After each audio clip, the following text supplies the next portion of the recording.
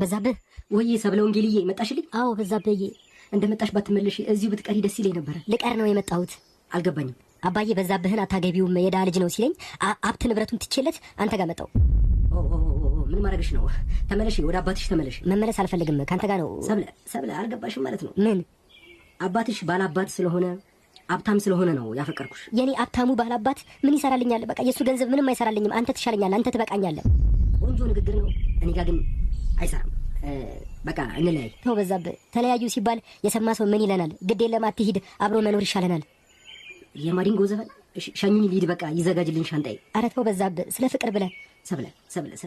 ሰብለ ወንጌል አገግኝ። እሺ የሆነ ስግጥ የምትይው ነገር አለ አንዳንዴ። አሁን በቃ ተለያይተናል። ምን ላደርግ ነው? እሺ በቃ አንቺን ተማምኜ ነበር እዚህ የተቀመጥኩት የነበረው። በቃ አዲስ አበባ ሄጄ የቀን ስራ እሰራለሁ። እሺ እኔ ያላንተ ምን አደርጋለሁ? እኔ እንጃ። ገዳም ግቢ። ፍቅራችን እስከ መቃብር ነው፣ ፍቅር እስከ መቃብር የተባባልነውስ? ምን አገባኝ?